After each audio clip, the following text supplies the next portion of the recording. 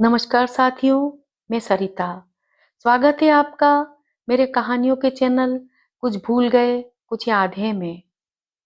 यहाँ मैं प्रत्येक अंक में आपके लिए एक नई कहानी लेकर आती हूँ।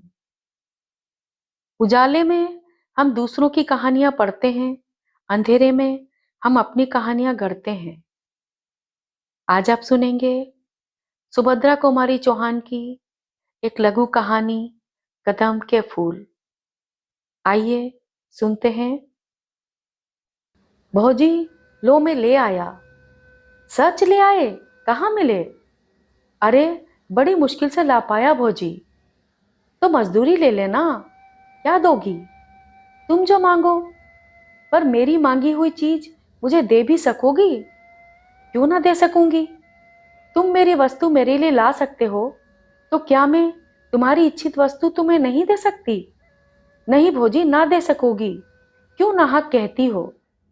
अब तुम ही ना लेना चाहो तो बात दूसरी है, पर मैंने तो कह दिया कि तुम जो मांगोगे मैं वही दूंगी। अच्छा, अभी जाने दो, समय आने पर मांग लूंगा। कहते हुए मोहन ने अपने घर की राह ली।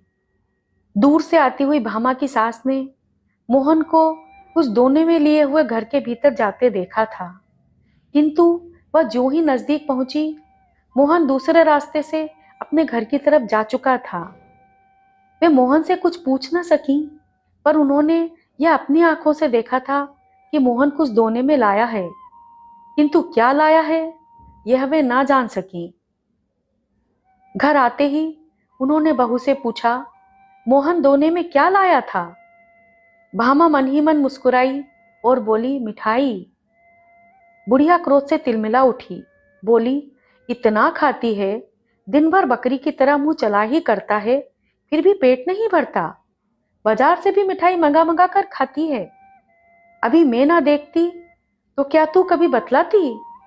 भामा मुस्कुराते हुए, तो बतलाती क्यों? कुछ बतलाने के लिए थोड़े ही मंगवाई थी। क्यों, क्या मैं घर में कोई चीज ही नहीं हूं? तेरे लिए तो मिठाई के लिए पैसे हैं। मैं 4 पैसे दान दक्षिणा के लिए भी मांगू तो सदा मुंह से ना ही निकलती है। तेरा आदमी है तो मेरा भी बेटा है, या उसकी कमाई में मेरा कोई हक ही नहीं है? मुझे तो 2 बार सूखी रोटी छोड़कर कुछ भी नसीब ना हो, और तू मिठाई मंगा मंगा के खाए। कर ले जितना तेरा जी चाहे, भगवान तो ऊपर से देख रहा है, वह तो सजा देगा ही। मुस्कुराते हुए, क्यों कोस रही हो माँ जी? मिठाई एक दिन खा ही ली तो क्या हो गया, अभी रखी है, तुम भी ले लेना। चल रहने दे, अब इन मीठे पुचकारों से किसी और को बहकाना। मैं तेरे हाल सब जानती हूँ। तू समझती होगी कि तू जो कुछ करती है वह कोई नहीं जानता। मैं तेरी नस नस पहचानती हूँ। दुनिया में बहुत सी औरतें देखी हैं, पर सब तेरे तले तले। मुस्कुराते हुए, सब मेरे तले तले ना रहेंगी तो करेंगी क्या? मेरी बराबरी कर लेना मामूली बात नहीं है। मैं ऐसी वैसी थोड़े हूं। चल चल, बहुत बड़प्पन ना बघार, नहीं तो सब बड़प्पन निकाल दूंगी। भामा अब कुछ चिढ़ गई थी, बोली, बड़प्पन कैसे निकालोगी माँ जी? क्या मारोगी? माँ जी को और भी क्रोध आ गया, बोली, मारूंगी भी तो मुझे कौन रोक लेगा? मैं गंगा को मार सकती हूँ, तो क्या तुझे मारने में कोई मेरा हाथ पकड़ लेगा? मारो, देखूं कैसे मारती हो। मुझे वह बहू ना समझ लेना जो सास की मार चुपचाप सह लेती है। तो क्या तू भी मुझे मारेगी? बाप रे बाप, इसने तो घड़ी में मेरा पानी उतार दिया। मुझे मारने को कहती है। आने दे गंगा को। मैं कहती हूँ कि भाई, तेरी स्त्री की मार सहकर अब मैं घर में ना रह सकूंगी। मुझे अलग झोपड़ा डाल दे, मैं वहीं पड़ी रहूंगी। जिस घर में बहू सास को मारने के लिए खड़ी हो जाए, वहां रहने का धर्म नहीं।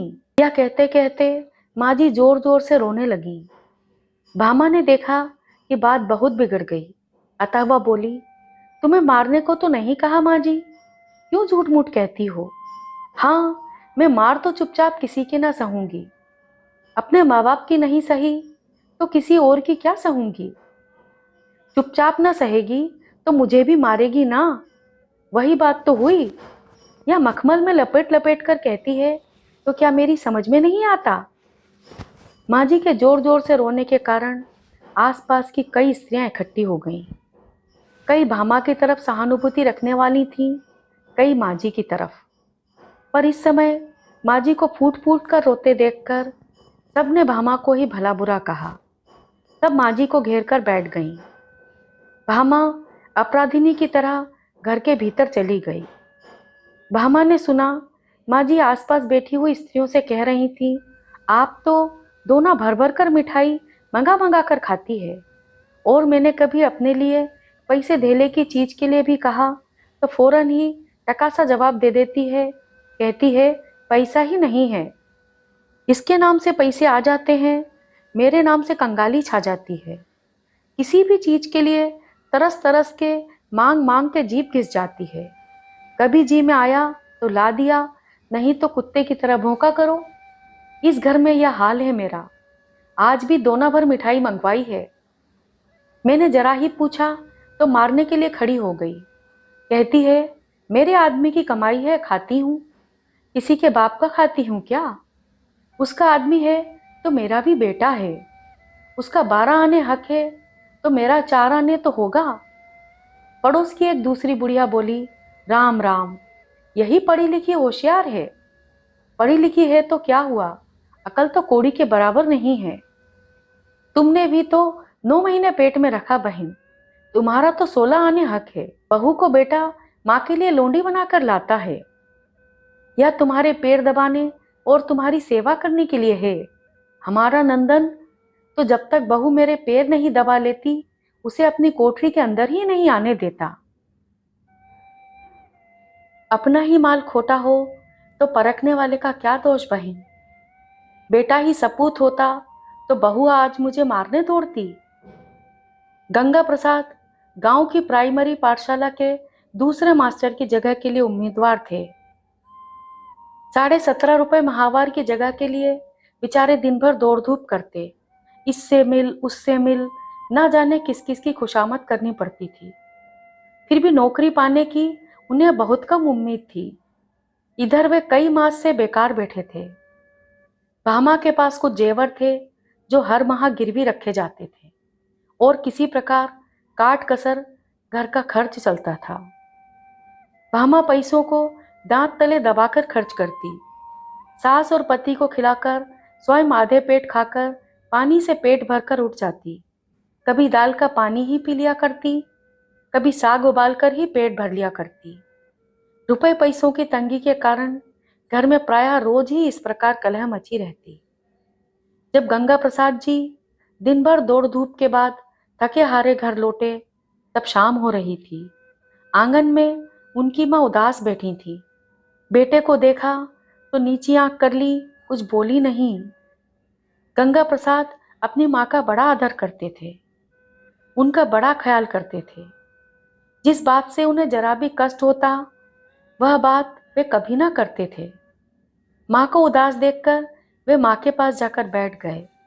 प्यार से माँ के गले में बाहें डाल दी और पूछा, क्यों माँ, आज उदास क्यों हो? क्या कुछ तबीयत खराब है? नहीं, अच्छी है। कुछ तो हुआ है माँ, तू उदास है। अब माँ जी से ना रहा गया, फूट फूट के रोने लगी। बोली, कुछ नहीं, मैं आदमी औरत में लड़ाई नहीं लगवाना चाहती।